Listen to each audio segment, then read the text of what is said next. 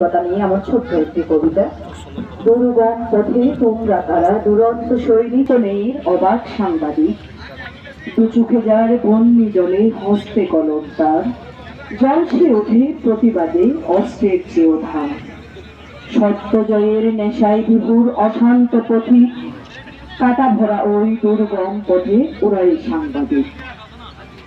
ওরা বোঝে না গুলির ব্যথা, বারে বারে হয় বিদ্ধ, ওরা মারছে রাজপথে আর বারে বারে ওরাই হয়েছে যুগ যুগ ধরে লাঞ্ছিত বহুবার, সাগর রুনি হারিয়েছে কত বাংলার পরিবার। কলমে কাগজে ক্যামেরায় ওরা কালকে করেছে জয়, তাই তো বঙ্গে যুগে যুগে আজও ইতিহাস কথা কয়। আজ সাংবাদিকেরাও সাংবাদিকের প্রতি আরো এগিয়ে শুনলাম। আসলে এগুলো খুবই দৃশ্যমান। সাংবাদিকরা কেন মারামারি করছে, কেন যে এখন ওই একদল চলে গেছে, এগুলো আসলে সাংবাদিকতা এটা কিন্তু আমাদের গায়েও লাগতেছে। তারা দিন শেষে আমরা তো একদম পরিবর্তন করতে পারবো না, তবে আস্তে আস্তে আমরা চেষ্টা করতেছি আমাদের গুলো পরিবর্তন করার জন্য।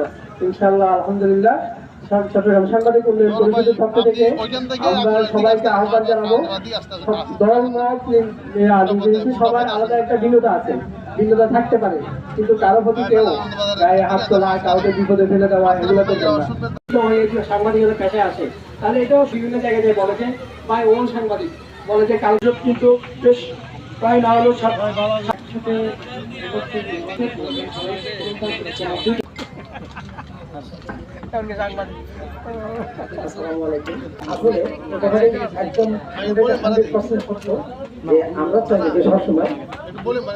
আমরা চাইবো যে সবসময় আমরা যারা সাংবাদিক উন্নয়ন পরিষদে আছি সবাই একত্রিত হয়ে, যেমন আমরা একটা রসুন কিন্তু সবগুলি কিন্তু কোয়া করা থাকে, কিন্তু তাদের পিছনটা কিন্তু একই জায়গায় আসতে হবে।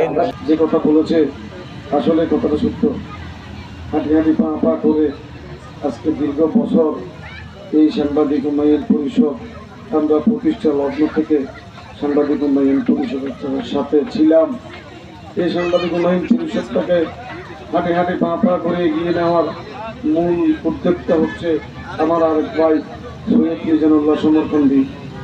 এই সাংবাদিক উন্নয়ন পরিষদে আসলে 123 জন সাংবাদিক ছিলেন। অনেক ভালো মানের সাংবাদিকরা আমাদের সাংবাদিক উন্নয়ন পরিষদের থেকে আমাদের সাথে কাজ করে আমাদের সংগঠনের সাথে থেকে অনেক দূরে এগিয়ে গেছে। যে কর্মকাণ্ডের সাথে জড়িত, আমরা চিকিৎসা, ফ্রি মেডিসিন এবং সাংবাদিকদের কোনো জায়জামিলা হলে, সাংবাদিকরা কোথাও নির্যাতন হলে এই সাংবাদিক উন্নয়ন পরিষদ যে কোনো মূল্যে রাত 2টা 3টা 4টা গভীর রাত পর্যন্ত এগিয়ে গিয়ে আমার আর সাংবাদিক ভাইকে সহযোগিতা করেছে। এটার নজির একটা না, কয়েক হাজার আমি আপনাদেরকে দিতে পারবো।